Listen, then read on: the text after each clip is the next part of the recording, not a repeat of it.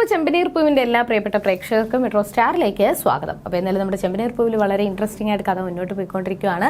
രേവതിയും സച്ചിയും ഒന്നിക്കാൻ പോകുന്ന ദിനങ്ങളാണ് ഇനി വരാൻ പോകുന്നത്. അതുമാത്രമല്ല, രേവതി ഒരുപാട് മനസ്സിലാക്കാൻ വേണ്ടിയിട്ടും രേവതിയുടെ ഓരോ കാര്യങ്ങൾ ശ്രദ്ധിച്ച് ചെയ്യാനും രേവതിയെ സ്നേഹിക്കാനും സച്ചി തുടങ്ങിയിട്ടുണ്ട്.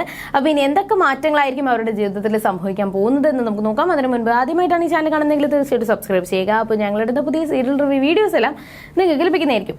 അപ്പോൾ ചന്ദ്രമതി രേവതി അടുക്കളയിൽ ജോലിയൊന്നും ചെയ്യാൻ വേണ്ടിയിട്ട് സമ്മതിക്കുന്നില്ല. രേവതി അടുക്കളയിൽ കയറി കഴിഞ്ഞാൽ വീട് മുടിഞ്ഞു പോവും, അല്ലെങ്കിൽ നല്ല കാര്യങ്ങളൊന്നും നടക്കത്തില്ല, ശകുനമാണ് എന്നൊക്കെ പറഞ്ഞ് ഒരുപാട് വേദനിപ്പിക്കുന്നുണ്ട്. അങ്ങനെ ആ ഒരു സങ്കടം കൊണ്ട് രേവതിക്ക് ഒട്ടും സഹിക്കാൻ പറ്റില്ല. അങ്ങനെ രേവതി അവിടെ നിന്ന് ഇറക്കി വിടുവാണ്. പ്രത്യേകിച്ച് ആ ഒരു അരിക്കലത്തിൽ നിന്ന് അരി എടുക്കാൻ പോലും രേവതിയെ കൊണ്ട് സമ്മതിക്കുന്നില്ല. അങ്ങനെ എടുത്തു കഴിഞ്ഞാൽ രേവതി കാരണം ആ ഒരു കുടുംബം മുടിഞ്ഞു പോകും എന്നാണ് ചന്ദ്രമതി പറഞ്ഞുകൊണ്ടിരിക്കുന്നത്. ആ ഒരു സങ്കടത്തിൽ രേവതി പൊട്ടിക്കരഞ്ഞ് പുറത്തോട്ട് ഇറങ്ങി ഓടി വരുവാണ്.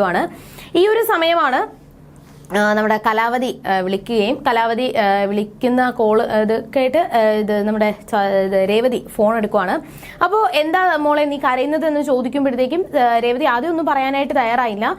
പിന്നെ ആണ് രേവതി പറയുന്നത്, ഞാൻ ഈ വീട്ടിൽ നിൽക്കുന്നത് എല്ലാവർക്കും ശകുനമാണ് മുത്തശ്ശി, അതുകൊണ്ട് ഞാൻ അങ്ങോട്ട് വന്നോട്ടെ അച്ഛമ്മ എന്നെ അത്രത്തോളം സ്നേഹത്തോടെയല്ലേ നോക്കിയിരുന്നത്, ഞാൻ അങ്ങോട്ട് വന്നോട്ടെ എന്നൊക്കെ ചോദിക്കുമ്പോഴാണ് കലാവതി കാര്യം തിരക്കുമ്പോൾ രേവതി കാര്യങ്ങൾ പറയുന്നുണ്ട്. ഇങ്ങനെ ചന്ദ്രമതി എന്നോട് ഇങ്ങനെ പറഞ്ഞുവെന്നും അങ്ങനെ നടന്ന സംഭവങ്ങളൊക്കെ കലാവതിയോട് പറയുമ്പോൾ കലാവതി പറയുവാണ്, മോള് വിഷമിക്കേണ്ട ആവശ്യമില്ല.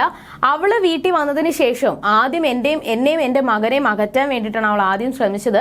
അത് മാത്രമല്ല, ആ വീട്ടിൽ ആരാണ് ശകുനമെന്നും ആര് വന്നതിന് ശേഷമാണ് പൈസ കിട്ടാതെ ആയതെന്നും എന്നൊക്കെയുള്ള കാര്യങ്ങളെല്ലാം എനിക്കറിയാം. മോൾ അതുകൊണ്ട് വിഷമിക്കേണ്ട ആവശ്യമില്ല. മോക്ക് ഞാനുണ്ട്, സച്ചിയുണ്ട്, അച്ഛനുണ്ട്, പേടിക്കേണ്ട ഒരു ആവശ്യവുമില്ല. അതുമാത്രമല്ല, മോള് വന്നതിന് ശേഷമാണ് എൻ്റെ ഈ ഒരു കുറച്ച് ഒരുപാട് വിളവ് കിട്ടുകയും എനിക്ക് ഒരുപാട് പൈസ കിട്ടാനായിട്ട് ഇടയായത് മോള് വന്നതിന് ശേഷമാണ്. അതുകൊണ്ട് നീ ഒരു ഐശ്വര്യമാണ്, നീ ഒരു മഹാലക്ഷ്മിയാണ് എന്നൊക്കെ പറഞ്ഞ് രേവതിയെ സമാധാനിപ്പിക്കുന്നുണ്ട്. എന്നിട്ട് ഞാൻ എന്തായാലും മോളെ വിളിക്കാം, ഞാൻ എന്തായാലും അങ്ങോട്ട് വരുന്നുണ്ട് എന്നൊക്കെ പറഞ്ഞ് അച്ഛമ്മ കോൾ വയ്ക്കുവാണ്. പക്ഷേ രേവതിക്ക് ഒരിക്കലും സങ്കടം സഹിക്കാനായിട്ട് പറ്റുന്നില്ല. അങ്ങനെ രേവതി സങ്കടത്തിൽ അവിടെ കരഞ്ഞുകൊണ്ടിരിക്കുകയാണ്. ഈ സമയത്താണ് സച്ചി കയറി വരുന്നത്. അപ്പോൾ അച്ഛനോട് ചോദിക്കുന്നുണ്ട്, രേവതി ഇവിടെ പോയി? അപ്പോൾ രേവതി മുകളിലാണ് എന്ന് പറയുകയും രേവതിയെ കാണാൻ വേണ്ടിയിട്ട് മുകളിലോട്ട് കയറി പോവാണ്. അപ്പോൾ സച്ചിയെ കണ്ടപ്പോൾ തന്നെ രേവതി കണ്ണൊക്കെ തുടച്ച് സന്തോഷത്തോടെ നിൽക്കുന്ന സമയത്ത് സച്ചി വലിയൊരു സർപ്രൈസും കൊണ്ടാണ് വന്നിരിക്കുന്നത്. അപ്പോൾ രേവതിയോട് പറയുവാണ്, ഞാൻ നിനക്ക് ഏറ്റവും ഇഷ്ടപ്പെട്ട ഒരു സാധനവും കൊണ്ടാണ് ഞാൻ വന്നിരിക്കുന്നത്, അതെന്താണെന്ന് നിനക്ക് കണ്ടുപിടിക്കാമോ എന്ന് ചോദിക്കുമ്പോൾ എനിക്ക് അറിയത്തില്ല, എന്നെക്കൊണ്ട് പറയാൻ പറ്റുന്നില്ല എന്ന് പറയുമ്പോഴാണ് നിന്നോട് കണ്ണടയ്ക്കാൻ സച്ചി പറയുവാണ്, രേവതി നീ കണ്ണടയ്ക്ക്. എന്നിട്ട് ആ സച്ചി ആ ഒരു സർപ്രൈസ് കാണിച്ചു കൊടുക്കുകയാണ്. പക്ഷെ കാണിക്കുന്നതല്ല, നീ ഇത് മണത്ത് ഈ സംഭവം എന്താണെന്ന് നീ കണ്ടുപിടിക്കണം. അങ്ങനെ ആ ഒരു മണം കണ്ടപ്പോൾ തന്നെ രേവതിക്ക് മനസ്സിലായി ഇത് പാൽപ്പേടയാണ്. രേവതിക്ക് ഒരുപാട് ഇഷ്ടപ്പെട്ട സാധനം പാൽപ്പേട.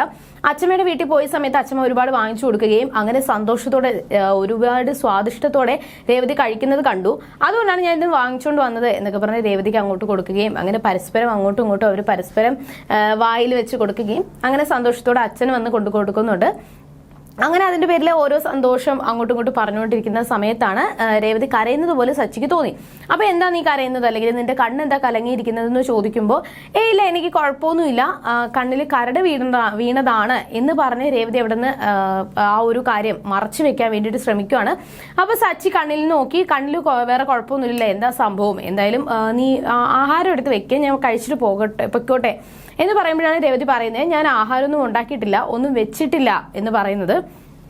അപ്പോൾ സച്ചിക്ക് മനസ്സിലായി ഇന്നത്തെ അടുക്കള ഭരണം ആർക്കാണ് എന്ന് എനിക്ക് മനസ്സിലായി. അതുമാത്രമല്ല, കണ്ണിൽ കരട് വീണതാണോ എന്താണ് സംഭവിച്ചതെന്ന് എനിക്ക് മനസ്സിലായി, എന്തായാലും ഞാൻ പോവുകയാണ് എന്ന് പറഞ്ഞിട്ട് വിശപ്പോടെ ആഹാരം കഴിക്കാൻ വന്ന സച്ചി ഒന്നും കഴിക്കാൻ പറ്റാത്ത രീതിയിൽ പുറത്തോട്ട് ഇറങ്ങി പോവാണ്. അപ്പോൾ ഇതെല്ലാം കണ്ടപ്പോഴത്തേക്ക് രേവതിക്ക് ഒരുപാട് സങ്കടമായി. സച്ചി പോയതിന് പിറകെ തന്നെ രേവതിയോട് അച്ഛൻ പറയണം, മോൾ എന്തായാലും എന്തെങ്കിലും ആഹാരം എന്തെങ്കിലും വെച്ച് വെക്കുക. അപ്പോൾ ഇത് കേട്ടപ്പോൾ തന്നെ ചന്ദ്രമതി, നീ അരിയിൽ തൊടരുത്, അരിക്കലത്തിൽ തൊട്ട് കഴിഞ്ഞാൽ ഫുള്ള് ശകുനമാണ്, നീ അതുകൊണ്ട് ഞാൻ അവിടെ എടുത്ത് അരി മാറ്റി വെച്ചിട്ടുണ്ട്, അത് നീ എടുത്ത് ഉപയോഗിച്ചാൽ മതി എന്ന് പറഞ്ഞ് രേവതിയെ പറഞ്ഞു വിടുവാണ്. പക്ഷെ ഇതൊക്കെ കേട്ടപ്പോഴത്തേക്കും രേവതിക്ക് ഒരുപാട് സങ്കടം വന്നു. പക്ഷെ നമ്മുടെ രവീന്ദ്രൻ അവിടെ ചന്ദ്രമതിയോട് പറഞ്ഞത്, നീ ഇതൊക്കെ കണ്ടു വേണം പഠിക്കാൻ. ഒരുപാട് പൈസ കിട്ടിയിട്ട് ഒരുപാട് പൈസ കൊണ്ടുവരുന്ന മരുമകളാണ് നല്ലത് എന്ന് പറഞ്ഞുകൊണ്ടിരുന്നിട്ട് ഒരു കാര്യമില്ല. രേവതിക്ക് പൈസയും കാര്യങ്ങളും ഒന്നും ഇല്ലെങ്കിലും അവൾക്കൊരു നല്ലൊരു മനസ്സുണ്ട്. എല്ലാവരെയും എല്ലാ കാര്യങ്ങളും അറിയാനും എല്ലാവരെയും സ്നേഹിക്കാനുള്ള ഒരു മനസ്സുണ്ട്. അതാണ് നിനക്കില്ലാതെ പോയത്. എന്നിട്ട് നേരെ രവീന്ദ്രൻ ചന്ദ്രമതി വഴക്ക് പറഞ്ഞതിന് ശേഷം രേവതിയെ പോയി സമാധാനിപ്പിക്കുകയും മോളിപ്പോ ചന്ദ്രമതി പറഞ്ഞത് കേട്ട് വിഷമിച്ചിരിക്കേണ്ട ഒരു ആവശ്യവുമില്ല, അവൾ എന്തോ പറയട്ടെ, പക്ഷെ മോളും മറ്റൊരു കാര്യം ശ്രദ്ധിക്കണം. ഇതുവരെ നിന്നോട് ദേഷ്യപ്പെട്ട, നിന്നോട് ഒരു കാര്യങ്ങളും ചെയ്യാതിരുന്ന സച്ചി ഒരുപാട് മാറി. ഇപ്പൊ നിന്റെ ഓരോ കാര്യങ്ങളും ശ്രദ്ധിച്ചും കണ്ടും ചെയ്യുന്നു, നിനക്ക് ഇഷ്ടപ്പെട്ട സാധനങ്ങൾ വാങ്ങിച്ചിരുന്നു, അങ്ങനെ നിന്നെ ഒരുപാട് സ്നേഹിക്കുന്നുണ്ട്. അപ്പൊ നീ അത് വേണം, ആ ഒരു കാര്യം ഓർത്തിട്ട് നീ സന്തോഷിക്കണം, അല്ലാതെ ചന്ദ്രമതിയുടെ കാര്യം ആലോചിച്ചിട്ട് നീ സങ്കടപ്പെടുകയല്ല ചെയ്യേണ്ടത് എന്നൊക്കെ പറയുമ്പോൾ ഇതൊക്കെ കേട്ടപ്പോൾ രേവതിക്ക് ഒരുപാട് സന്തോഷമായി. അപ്പൊ ഇനി എന്തൊക്കെയായിരിക്കും സംഭവിക്കാൻ പോകുന്നത്? എന്തായാലും സച്ചി ഒരുപാട് മാറിയിട്ടുണ്ട്. രേവതി വിചാരിച്ചതുപോലെ ഒരുപാട് മാറ്റം സച്ചിയിൽ സംഭവിച്ചിട്ടുണ്ട്. ഇനി എന്തൊക്കെയായിരിക്കും അവരുടെ ജീവിതത്തിൽ സംഭവിക്കാൻ പോകുന്നത് എന്ന് നമുക്ക് വരുന്ന ആളുകളിൽ കണ്ടറിയാം. അതൊരിക്കലും ബൈ.